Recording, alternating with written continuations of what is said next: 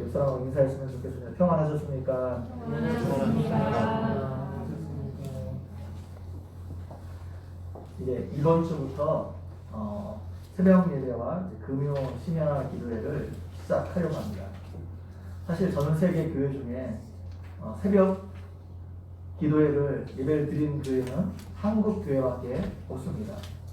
그래서 새벽 기도를 하지 않는 교회를 성경적이지 않다 그렇게 말하는 것은 좀 잘못된 생각이라 생각되었습니다. 그러나 새벽 기도는 한국 교회에만 있는 좋은 전통이라 생각합니다. 한국 교회가 오늘날만큼 성장하는데 새벽 기도가 지대한 영향을 끼쳤습니다. 새벽 기도가 많은 우리 신앙의 선배들에게 영적 성장에 엄청난 영향을 끼쳤습니다. 그래서 새벽 기도가 우리의 삶에 필요하다고 생각되어집니다. 사실 성경에도 많은 부분에 예수님께서 새벽 2명에 일어나 기도하셨다는 그런 구절들이 많이 있습니다. 그럼에도 불구하고 저는 새벽 기도가 여러분에게 큰 짐이 되지 않았으면 좋겠다는 생각을 해봅니다. 여러 가지 상황으로 보았을 때 우리 교회 성도들이 새벽 기도에 나오는 것이 쉽지 않아 보입니다. 그럼에도 불구하고 제가 새벽 기도회를 시작하려고 하는 첫 번째 이유는 저 자신 때문에 그렇습니다. 저 자신의 영적 성장을 위해서 새벽 기도회를 하려고 합니다.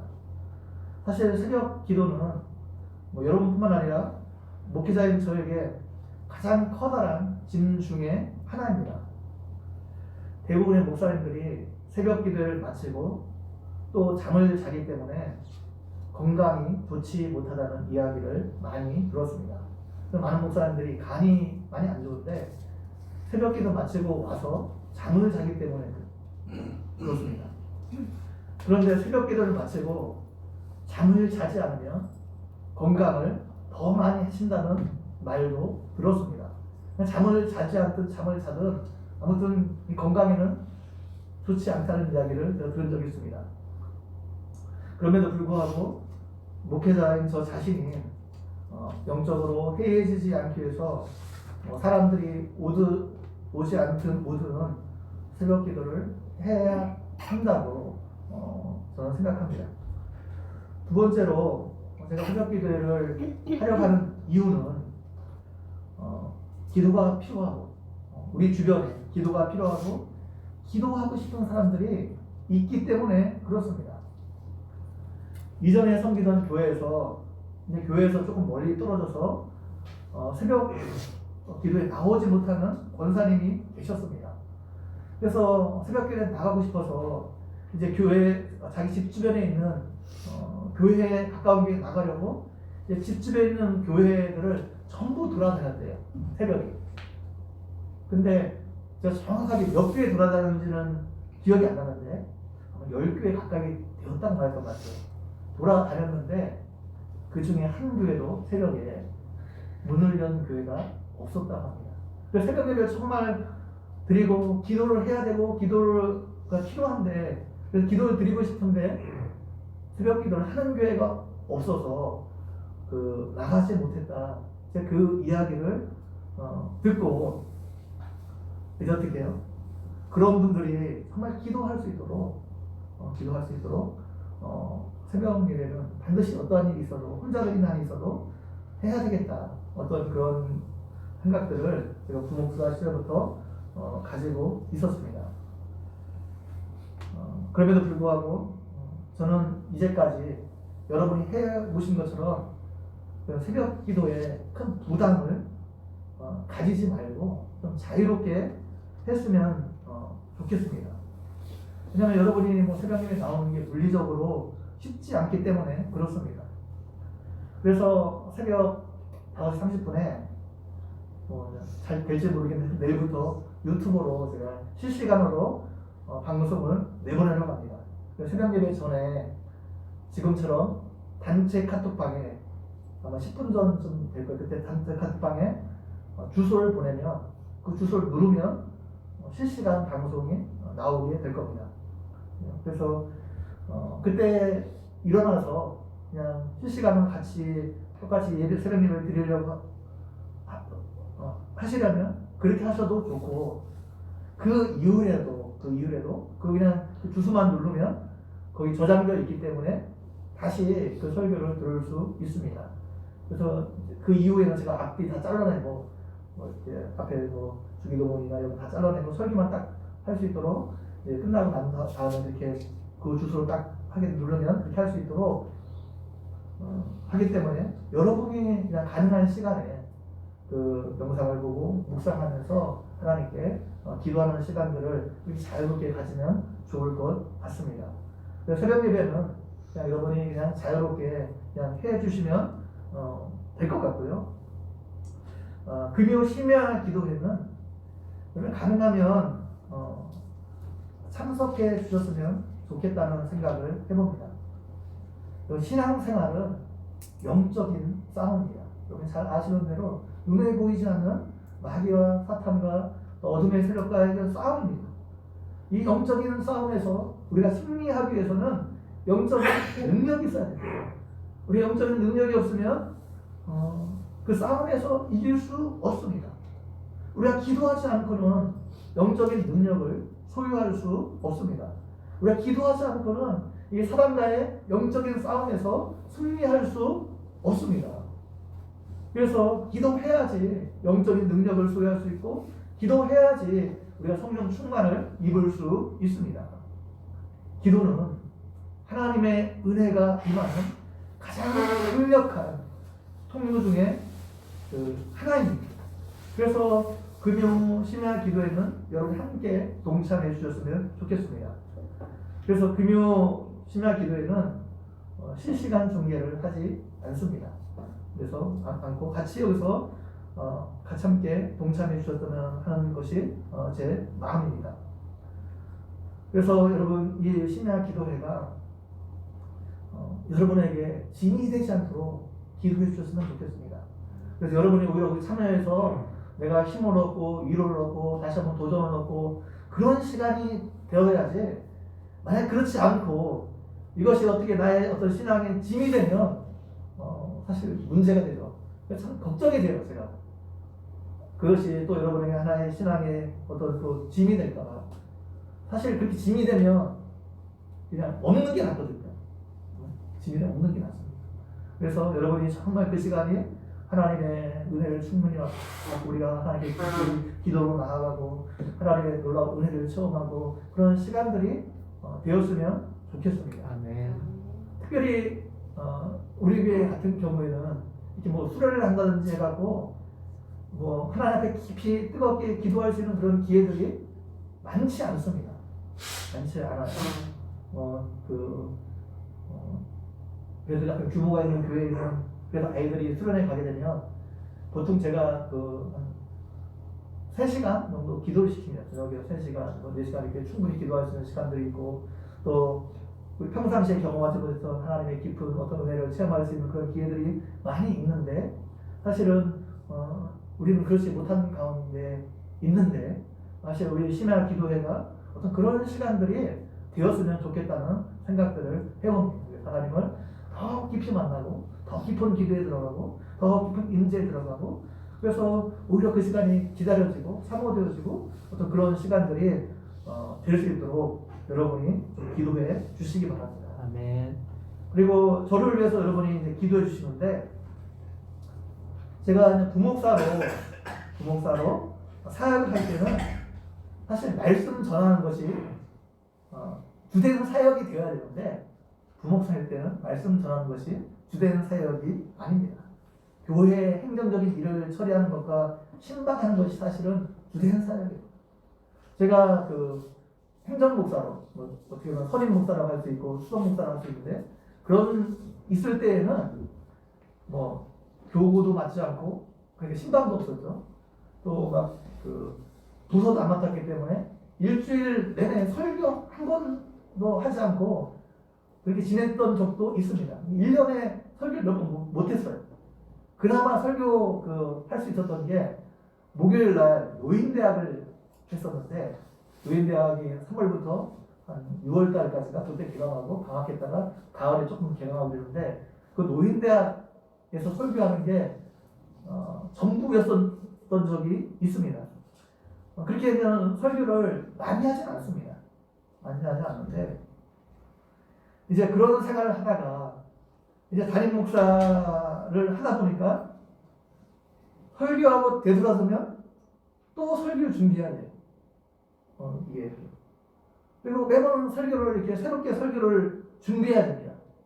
여러분이 듣기에는 그 설교가 그 설교 같다 이렇게 뭐 생각할 수도 있지만은 그렇지 않아요. 그래서 매번 그래도 그 설교가 그 설교 같아도 매번 준비해야 됩니다. 맨날 똑같은 밥을 먹어도 사실 그 밥을 또 해야 되잖아요.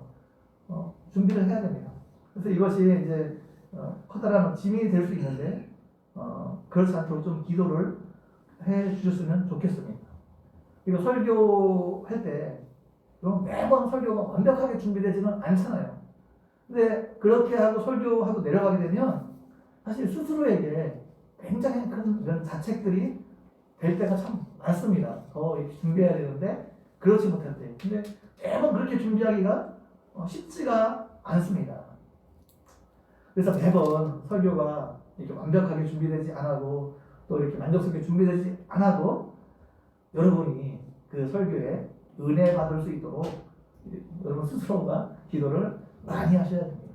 그러니까 똑같은 설교를 해도 또 설교가 좀 이렇게 부족해도 여러분의 또 심령의 상태에 따라서 얼마든지 그것이 더 강력한 하나님의 말씀으로 여러분에게 와닿을 수 있기 때문에 그렇습니다. 저는 우리 교회 성도들 한 사람 한 사람이 어디다 내놓아도 정말 손색이 없다고 생각합니다. 이거 뭐 정말 이렇게 뭐 아부하려고 하는 게 아니라 정말 보게 되면 한 사람 한 사람이 너무 귀하고 너무 헌신적이고 너무 이렇게 잘 이렇게 신앙이 성장되어 있어요. 그렇기 때문에 저도 그 성도들에게 최고는 아니지만 어떻게 뭐 최고의 것을 항상 주겠어요. 그렇지만 나름대로 최선의 것으로 준비해서 여러분에게 말씀을 전하려고 애쓸 것입니다.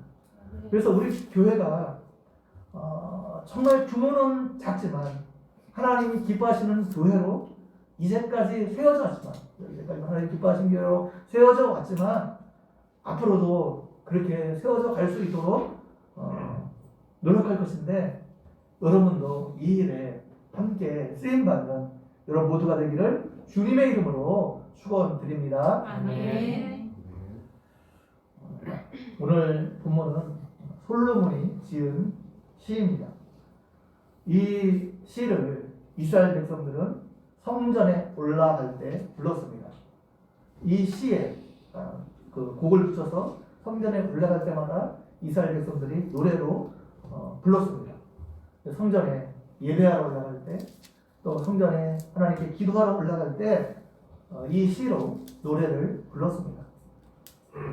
성전에 올라갈 때 노래를 불렀다는 것은 이 시 안에 이스라엘 백성들의 하나님에 대한 신앙 고백이 담겨져 있고 그들의 기도의 제목들이 이 안에 담겨져 있다는 것을 우리가 알 수 있습니다.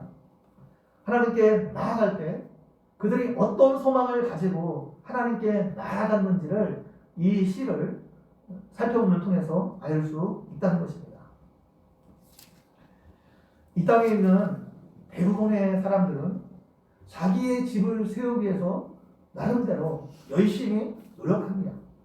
가정을 이루고 있는 사람들은 가정을 아름답게 세우기 위해서 노력하고 있습니다. 회사를 경영하고 있는 사람들은 또 회사를 세우기 위해서 불철주야 노력하고 있습니다. 학생들은 자신들의 목표와 꿈을 이루기 위해서 열심히 공부하고 있습니다. 나라를 다스리는 사람들은 부강한 나라를 만들기 위해서 좋은 정책들을 펴내고 나름대로 최선을 다해 이렇게 노력하고 있습니다. 우리가 이 땅을 살아가면서 어떤 목적을 위해서 목표를 정해놓고 그것을 위해서 열심히 노력해야 됩니다. 열심히 최선을 다해야 됩니다. 우리가 그렇게 해야 되는 이유는 그것이 하나님께서 인생에게 주신, 우리에게 주신 인생의 근본 법칙이기 때문입니다. 우리 인생은 심은 대로 거두게 되어 있습니다. 많이 심으면 많이 거두게 되어 있고, 적게 심으면 적게 거두게 되어 있습니다. 콩을 심으면 콩을 거두게 되어 있고, 팥을 심으면 팥을 거두게 되어 있습니다. 이것을 인과의 법칙이라고 말합니다. 원인이 있기 때문에 어떤 결과가 나오는 것입니다. 이 인과의 법칙이 자연 만물에게만 있는 것이 아니라 인생에게도 하나님이 주신 가장 근본적인 법칙입니다. 그래서 하나님은 우리에게 좋은 것을 주시는데 이 노력이라는 통로를 통해서 주십니다. 그래서 여러분이 가지고 있는 것 중에 대부분 좋은 것들은 여러분이 열심히 노력하고 수고해서 얻은 것들이 대부분입니다. 그러면 건강도 그냥 주어지는 것이 아닙니다. 음식도 좀 좋은 음식을 먹어야 되고, 적당한 운동도 우리가 해야 합니다. 열심히 건강을 위해서 뭔가 해야 돼요. 인생을 열심히 살지 않았는데, 노력하지 않고 살았는데, 소위 우리가 인생의 성공이라고 말하는 것들을 얻을 수가 없습니다. 하나님은 이 인과의 법칙을 통해서 우리가 열심히 노력하게 하시고, 뭔가 최선을 다하게 하시고, 그 노력에 대해서 좋은 것을 주심으로 우리에게 성취의 기쁨을 주십니다. 우리에게 성취의 기쁨을 맛보게 하기 위해서 인과의 법칙을 주신 거예요. 만약 하나님께서 우리 인생을 심은 대로 거두게 하지 않았다면 여러분 이 사회가 어떻게 될까요? 이 사회가 아무런 발전이 없을 겁니다. 아무도 인생을 열심히 살려고 하지 않을 것입니다. 공부해도 열심히 해도 좋은 성적을 거둘 수 없다면 누가 열심히 공부하겠습니까? 아무리 열심히 훈련해도 경기에서 좋은 결과를 얻을 수 없다면 누가 열심히 훈련하겠습니까? 열심히 장사를 해도 돈을 벌 수 없다면 여러분 누가 열심히 장사하겠습니까? 아무도 열심히 살려고 하지 않을 것입니다. 그래서 하나님은 우리 인생에 인과의 법칙을 주셔서 심은 대로 거두게 하심으로 우리 인생을 낭비하지 않고 우리가 열심히 살도록 만드셨습니다. 그 열심을 통해서 또 하나님은 하나님의 일들을 이루어가게 하십니다. 여러분이 아이들에게 공부해라 이 소리 많이 하셨을 겁니다. 공부해라. 저도 참 공부해라라는 말을 또 많이 하는 편입니다. 큰아들인 은기에게는 이제 컸기 때문에 잘 하지 않습니다. 컸기 때문에 자기가 알아서 하라고 공부해라 이런 소리 많이 하지 않지만은 아직도 막내인 은민이에게는 자주 좀 공부해라 이 말보다는 책 좀 읽어라 이런 이야기를 하는데 아무튼 그런 비슷한 이야기를 많이 합니다. 공부가 인생의 전부는 아니지만 인생의 전부는 아니에요. 그렇지만 매우 중요합니다. 우리 인생에 굉장히 중요하잖아요. 그렇기 때문에 공부하라는 말을 해야 합니다. 뭔가 열심히 해야지 좋은 결과를 얻을 수 있기 때문에 그렇습니다. 사실 열심히 하지 않고 뭔가 얻으러 가는 것은 도둑이죠. 열심히 뭔가 해야 됩니다. 뭔가 해야 됩니다. 그런데 반대로 우리가 심은 대로만 거두게 하면 우리 인생이 어떻게 될까요? 우리가 열심히 했어요. 열심히 했는데 그 어떤 일을 만들어내는 결과 열매가 단지 내가 얼마나 열심히 노력했는지 그 한 가지만으로 결정된다면 인생이 어떻게 될까요? 인생에 성공한 사람은 모두 그 성공을 자신의 공으로 돌리게 될 거예요. 그래서 이 사람은 굉장히 교만한 사람이 되고 말 것입니다. 다른 사람을 무시하고 다른 사람을 함부로하는 사람이 될 것입니다. 열심히 노력하기만 하면 자신이 원하는 것을 얻을 수 있다면 여러분 사람들이 아무도 하나님을 찾지 않을 겁니다. 하나님을 의지하지 않을 겁니다. 왜냐하면 하나님을 의지할 필요가 없잖아요. 자신만 의지하면 됩니다. 자신의 노력만 의지하면 됩니다. 그래서 우리 인생에서 어떤 일의 결과가 단순히 내 노력만, 내가 열심히 한 것만 그것에 결정이 된다면 사람들은 아무도 하나님을 찾지 않을 겁니다. 그래서 하나님은 우리 인생을 노력만으로, 우리 열심만으로 모든 것이 이루어지지 않게 만드셨습니다. 여러분 인생의 성공이라는 것이 우리의 노력이 열심히 매우 중요하지만 우리의 노력만 가지고 우리의 열심만 가지고 여러분 인생이 안 된다는 것을 여러분이 인생 살아보아서 잘 알 것입니다. 여러분이 열심히 노력한다고 수고한다고 그것만 가지고 인생이 안 됩니다. 우리 주변에는 정말 인생을 열심히 살았는데 그럼에도 불구하고 좋은 결과를 얻지 못하는 경우가 너무 많이 있습니다. 여러분 열심히 공부했다고 그 사람이 꼭 좋은 대학에 가는 것이 아닙니다. 평상시 모의고사 보았을 때는 좋은 성적이 나왔는데 정작 수능을 잘 보지 못해서 자신이 목표로 한 대학보다 훨씬 낮은 대학에 가는 학생 제가 많이 보았습니다. 제가 고등부 담당할 때 보면은 자랑해요. 올 1등도 받았다고 모의고사 하고 막 자랑하던 분이 있는데 정작 그 아들이 수능을 봤는데 정말 못 봤습니다. 그럴 수 있어요, 인생이. 그럴 수 있습니다.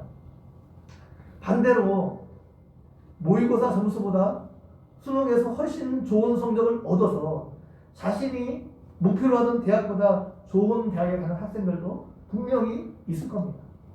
우리의 인생이 있고 우리의 노력한 것과 비례하지 않는 부분이 분명히 있습니다. 열심히 했다고 해서 모든 사람이 사업에 성공하는 것도 아닙니다. EBS 프로그램 중에 파란만장이라는 프로그램이 있습니다.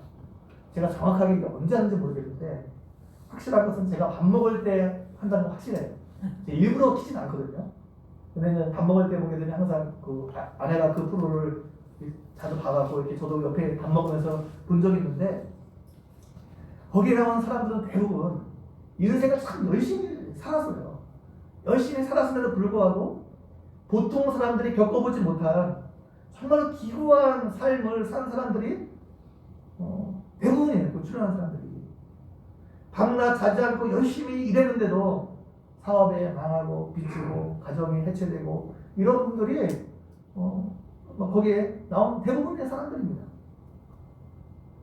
부모들 중에 좀 자식이 잘 되지 않기를 바라는 부모가 어디 있겠습니까? 모든 부모는 자식이 잘 되기를 원합니다. 그래서 대부분의 부모는 자식을 위해서 모든 것을 아낌없이 투자합니다. 여러분 그렇게 한다고 해서 자식이 꼭 내가 원하는 대로 성장해 주는 것도 아닙니다. 자식을 위해서 수십 년 투자했는데 그 자녀를 통해서 별 볼 일 없는 열매를 맺는 경우도 굉장히 많습니다. 어떤 분은 권사님인데 자녀를 선생님 시키려고 40 넘을 때까지 그 자녀에게 모든 것을 투자하는 분을 보았습니다. 물론 그분이 건물이 있고 이렇게 살만해갖고 자녀 아무것도 시키지 않았어요. 그러니까 40살 먹도록 이분이 그 아들이 아무것도 안 하고 선생님 되려고 임용고시 준비하고 시험만 봤어요. 40이 넘어서도 봤는데 안 됐어요. 이렇게 돈을 많이 쓰지 안 됐습니다. 그래서 결국 그 40 몇 살인지 기억 정확히 나지 않는데 40 넘었는데 그때서 포기하고 다른 것들을 알아보는 것을 보았습니다. 인생에서 많이 심었는데 적게 거두는 경우가 의외로 많습니다. 우리 인생에서 우리 힘으로 통제할 수 없는 것들이 너무 많기 때문에 그래요. 너무 많기 때문에. 농부가 씨를 심는 것은 통제할 수 있어요. 내가 많이 심을 수도 있고 적게 심을 수도 있고, 이건 농부가 통제할 수 있습니다. 거름을 많이 줄 수도 있고 적게 줄 수도 있고, 농부가 통제할 수 있는 거죠. 잡초를 뽑아주고 뽑을 수도 있고 안 뽑을 수도 있고, 그냥 이게 농부가 통제할 수 있는 겁니다.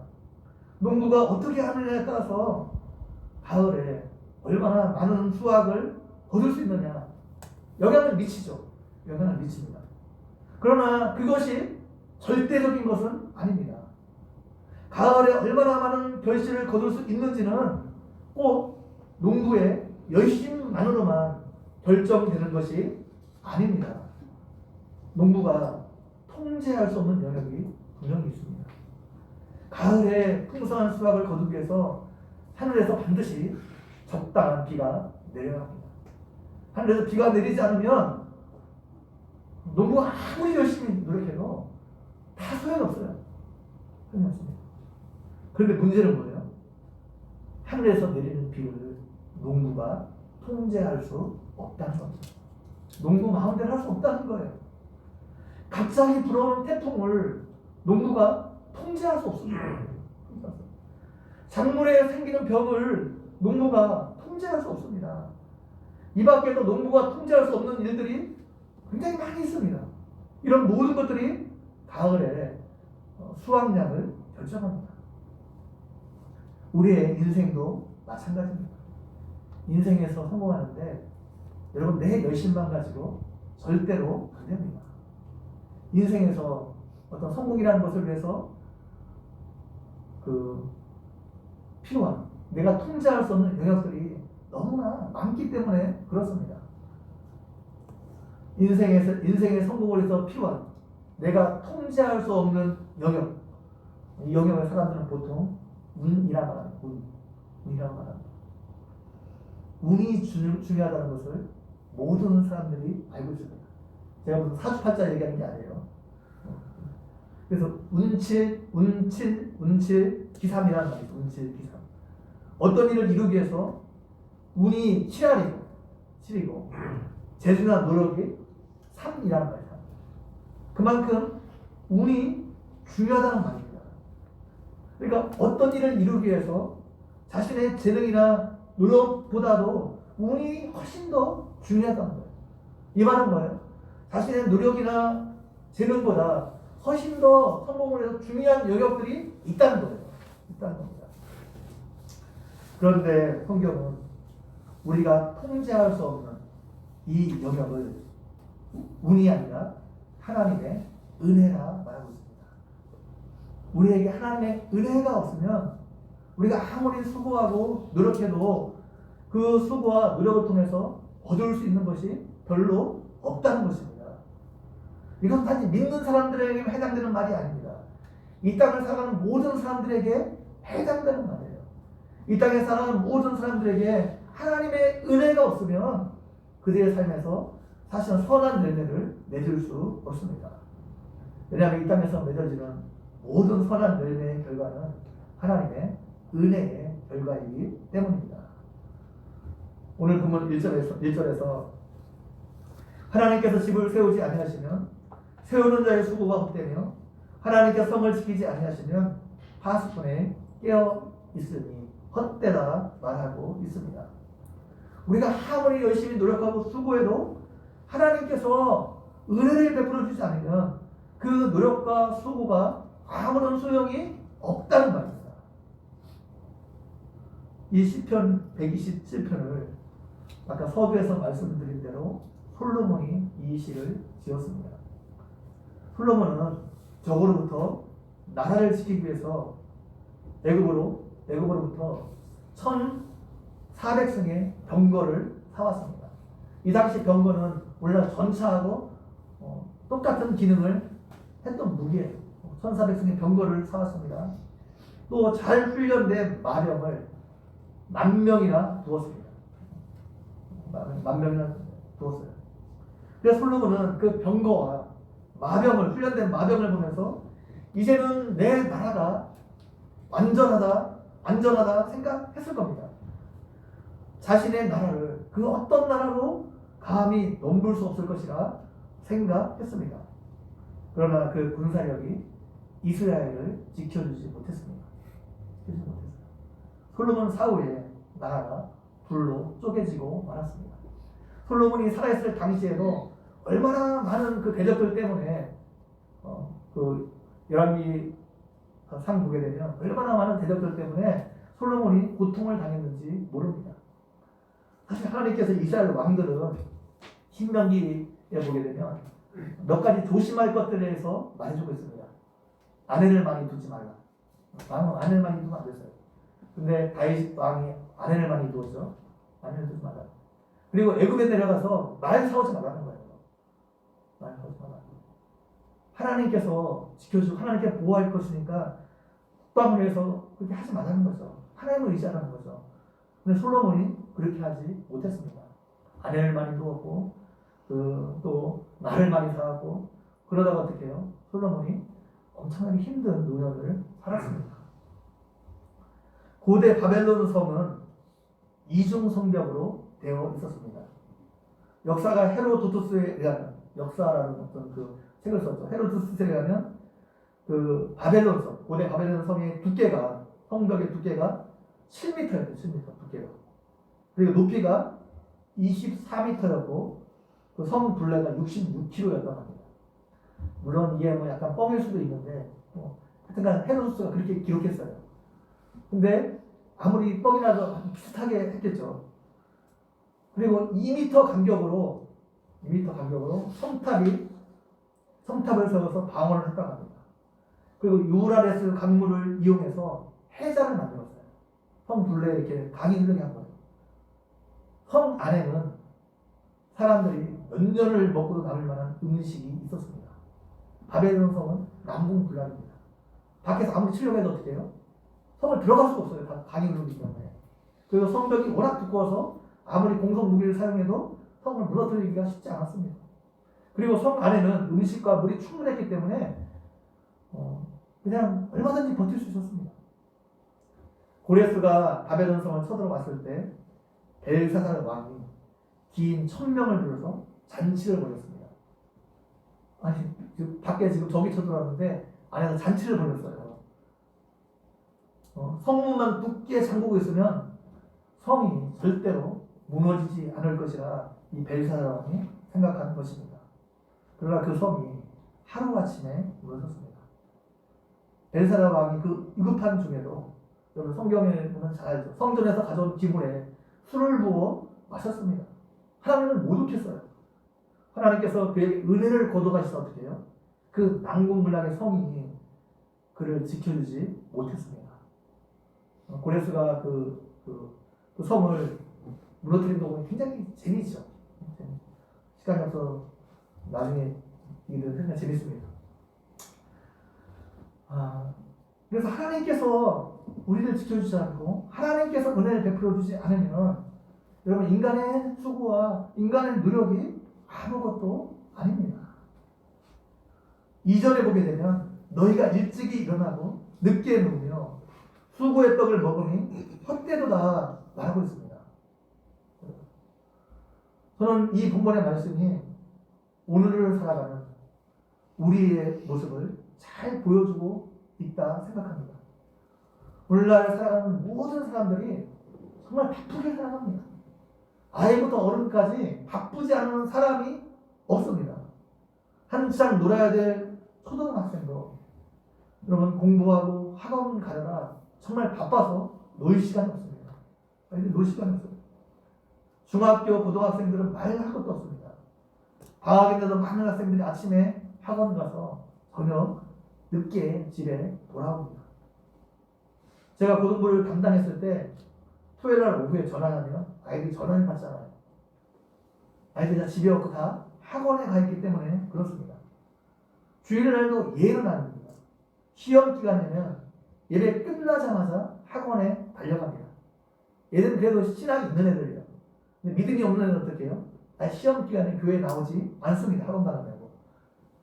그만큼 오늘 살아가는 학생들이 바쁘게 살아가고 있습니다. 대학생들도 마찬가지죠. 취업을 위해서 치열하게 공부하며 살아가고 있습니다. 대학을 졸업한 우리 청년들도 또 직장 다니고 있는 어른들도 사실은 모두 힘들게 바쁘게 이 땅을 살아가고 있습니다. 남들에게 뒤처지지 않기 위해서 참 열심히 치열하게 모든 사람들이 이 땅을 살아가고 있습니다. 많은 사람들이 밤에 잠을 자지 않고 무엇인가 행합니다. 불안하기 때문에 내가 잠을 자면 남들에게 뒤처질까봐, 아무것도 하지 않으면, 가만히 있으면 뒤처질까봐 가만히 있는 것을 스스로 용납하지 못합니다. 그래서 무엇이나 불안을 떨쳐버리기 위해서 끊임없이 해야 하는 시대가 사실은 오늘날 우리가 살아가는 이 시대입니다. 그런데 그렇게 열심히 살아가는 것도 중요하지만 하나님께서 우리 삶 가운데 은혜를 베풀어 주지 않으면 그렇게 한 모든 것이 헛수고가 될 수밖에 없다는 것을 우리가 알아야 합니다. 아무리 열심히 해도 하나님께서 은혜를 베풀어 주지 않으면 그것에 대해서 아무런 열매와 보상을 받을 수 없다는 것을 우리가 명심해야 됩니다. 그런데 오늘 본문에서 여호와께서 사랑하는 자에게 잠을 주신다 말하고 있습니다.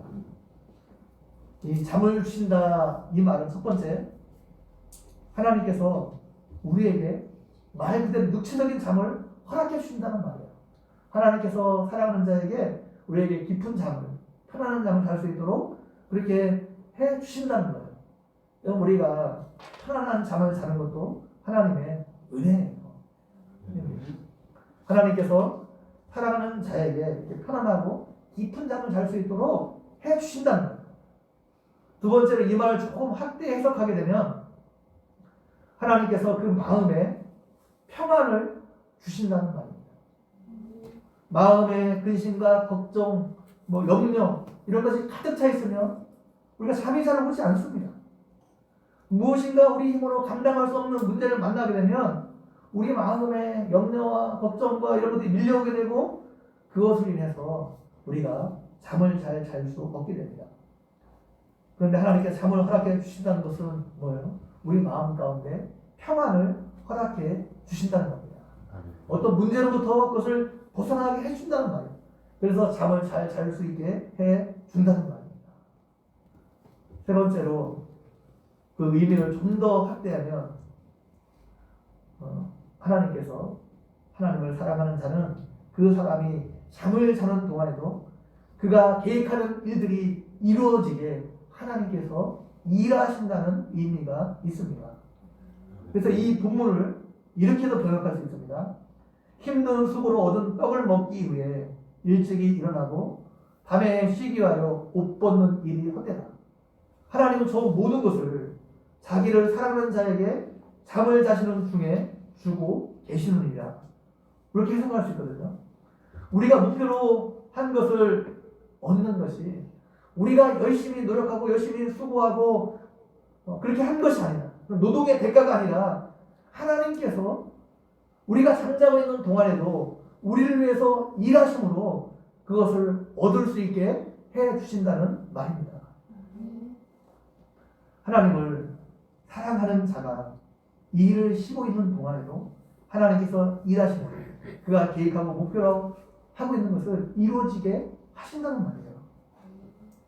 하나님은 졸지도 아니하시고 주무시지도 아니하시는 분입니다. 우리가 아무것도 하지 않고 잠자고 있는 동안에도 하나님은 우리를 위해서 일하고 계신 분입니다. 농부가 땅에 씨를 뿌립니다. 그 씨가 자라게 하는 것은 여러분 농부가 자라게 하는 게 아니에요. 농부가 씨를 뿌리지만 그 씨에서 싹이 나게 하시고 꽃이 피게 하시고 열매가 맺게 하는 것은 결국 하나님께서 하시는 것입니다. 우리 인생도 마찬가지입니다. 우리가 열심히 일하고 수고하지만 궁극적으로 그것에 대한 열매를 맺게 하시는 분은 하나님이 열매를 맺게 하실 겁니다.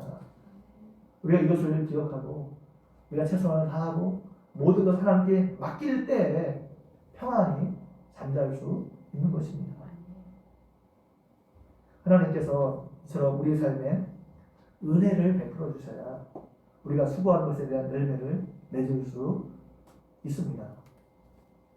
그런데 문제는 이 하나님의 은혜를 우리가 통제할 수 없다는 거예요. 우리가 통제할 수 없습니다. 하나님의 은혜를 통제할 수 있는 사람은 이 땅에 없습니다. 그건 하나님의 주권적인 영역이기 때문입니다. 주권적인 영역. 하나님이 주고 싶은 사람이 주는 거예요. 하나님 마음에. 그래서 우리가 마음대로 그것을 통제할 수 없어요. 그럼에도 불구하고 성경은 하나님의 은혜의 통로가 있다 말하고 있습니다. 하나님께서 은혜를 부어주신 통로가 있다는 거예요. 첫 번째로 하나님의 은혜를 간절히 사모하는 자에게 임한다는 것입니다. 하나님은 사람에게 자유의지를 주셨습니다. 그래서 사람이 원하지 않는데 강제적으로 주지 않아요. 원하지 않는데 억지로 주는 건 기뻐하지 않습니다. 물론 하나님께서 억지로 주시는 경우가 가끔 있기는 해요. 억지로 하시는 경우가 가끔 있긴 하는데 그건 굉장히 예외적입니다. 아주 특별한 경우에만 뭐 그렇게 하셔요. 어떤 사람이 목회자 되기 싫은데 그냥 완전히 어떻게 해요? 하나님께서 강압적으로 역사하셔서 그렇게 하시는 경우가 있지만 그건 아주 예외적인 경우고 대부분은 뭐예요? 마음에 소원함을 주시고 사모함을 주시고 그래서 그 일을 가게 하십니다. 이것이 일반적인 거예요. 하나님은 사모하는 자에게 은혜를 주십니다. 은사도 마찬가지예요. 은사도 사모해 주십니다. 방언의 은사를 사모하지 않는데 간절히 사모하지 않는데 하나님께 그걸 주시지 않아요. 정말 그것을 위해서 사모하는 자에게 주십니다. 하나님의 은혜도 하나님의 은혜의 필요성과 중요성을 인식하고 간절히 사모하는 자에게 하나님께서 은혜를 부어 주십니다. 두 번째 하나님의 은혜는 겸손한 자에게 임합니다. 내 힘 가지고 내 능력 가지고 나는 아무것도 할 수 없습니다. 하나님이 도와주셔야 됩니다. 하나님이 도와주지 않으면 나는 아무것도 아닙니다. 그렇게 고백하는 자에게 하나님의 은혜가 임합니다. 성경은 심령이 가난한 자는 복이 있나니 천국이 저희 것이니라. 예수님께서 말씀하셨습니다. 심령이 가난한 것, 이건 다른 것 의지하지 않고 오직 하나님만 바라보고 하나님만 의지하는 것을 말합니다. 하나님 아니면 나는 안 됩니다. 내 의사는 안 됩니다. 그런 마음에 하나님 나라가 임한다는 거예요. 세 번째로 하나님의 은혜는 하나님께 기도하는 자에게 임합니다. 하나님의 은혜를 사모하는 자는 기도하게 되어 있습니다. 은혜를 사모하는 자는 기도하게 되어 있어요. 심령이 가난한 자는 하나님께 기도하게 되어 있습니다. 그래서 진정으로 기도하는 자는 뭐예요? 심령이 가난하고 겸손한 자가 또 하나님의 은혜를 사모하는 자가 진심으로 하나님 앞에 기도할 수 있습니다. 하나님의 은혜를 이렇게 하나님의 은혜를 사모하고 하나님만 의지하며 기도하는 자에게 하나님께서 하나님의 특별한 은혜를 부어 주십니다. 하나님께서 은혜를 부어 주시면 우리가 우리 손이 수고한 대로 먹을 수 있습니다. 사람들은 우리 손이 수고한 대로 먹는 것이 무슨 은혜냐고 말할 수 있습니다. 그것은 당연한 것이라 생각합니다. 그러나 그렇지 않습니다. 세상에는 자기 손으로 수고한 대로 먹지 못하는 사람들이 너무 많습니다. 자기가 열심히 수고하고 노력했음에도 불구하고 그에 합당한 열매를 맺지 못하는 사람들이 세상에는 너무 많아요. 우리가 수고하고 노력한 대로 열매를 맺을 수 있는 것도 하나님의 은혜입니다. 하나님께서 은혜를 베풀어 주시면 우리 손이 수고한 대로 먹을 수 있습니다. 두 번째는 하나님께서 은혜를 베풀어 주시면 우리가 노력하고 수고한 것 이상의 결과를 얻을 수 있습니다. 우리가 노력한 것 이상의 성과를 낼 수 있어요. 우리의 능력 이상의 어떤 결과를 우리가 얻을 수 있습니다.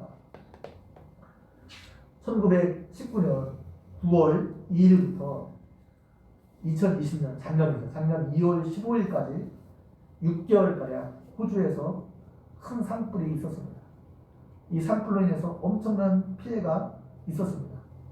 산불이 호주 동부에서 시작되어 6개월 동안 막 그냥 호주 전역으로 번져나가기 시작되었습니다. 이 6개월 동안 우리 남한 면적보다 더 넓은 1200만 헥타르가 불에 탔습니다. 불을 끄던 수만 대원만 최소 33명이 목숨을 잃었습니다. 불 끄다 목숨을 잃었습니다. 집 1만 4천 채가 불에 탔습니다. 코알라, 캥거루 같은 야생 동물들이 10억 마리가 불에 타 죽었습니다. 전 세계의 관심과 지원 속에서 불을 끄려고 했지만 좀처럼 불을 끌 수 없었습니다. 그런데 6개월 동안 잡히지 않던 불길이 작년 2월 달에 갑자기 불길을 잡을 수 있었습니다. 산불 진화에 결정적인 역할을 한 것이 무엇인지 아십니까? 2월 초에 호주 동부에 쏟아진 폭우 때문입니다. 폭우. 아마 이 비가 아니었으면 이 산불이 얼마큼 더 진행되었을지, 얼마나 더 큰 피해를 주었을지 아무도 모릅니다. 비로 인해서 그 산불을 끌 수 있었습니다. 우리 인생도 마찬가지입니다. 우리 힘으로, 우리 능력으로 해결할 수 없는 일들이 우리 인생에 얼마나 많이 있는지 모릅니다. 하나님의 은혜가 아니면 해결할 수 없는 일들이 얼마나 많이 있는지 모릅니다. 그렇기 때문에 우리 모두에게는 하나님의 은혜가 필요합니다. 그래서 우리는 하나님께 하나님의 은혜를 베풀어 달라고 기도해야 하는 것입니다. 우리 인생에 우리가 아무리 노력해도 우리 힘으로 통제할 수 없는 부분들이 분명히 있습니다. 사람의 노력으로 안 되는 부분들이 분명히 있습니다. 그래서 하나님의 은혜가 필요한 것입니다. 하나님이 역사하시면 우리가 생각할 수 없는 방식을 통해서 하나님이 그것을 해결해 주셔요. 해결해 주십니다. 정말 우리 하나님을 의지하고 하나님께 기도하면 어떻게 이게 가능할까? 인간적으로 생각하면 전혀 불가능할 것 같았는데 하나님께서 역사하시면 우리가 생각할 수 없는 방식을 통해서 하나님께서 그 일을 이루어 주십니다. 아멘. 그래서 우리가 이 하나님께 기도하며 하나님의 은혜를 구해야 하는 것입니다. 아멘. 하나님께서 집을 세우지 아니하시면 세우는 자의 수고가 헛되며 하나님께서 성을 지키지 아니하시면 파수꾼에 깨어있으니 헛되도다. 너희가 일찍이 일어나고 늦게 누우며 수고의 떡을 먹음이 헛되도다. 그러므로 여호와께서 그의 사랑하시는 자에게 잠을 주시는구나. 여러분, 이 은혜가 우리에게 필요합니다. 아멘.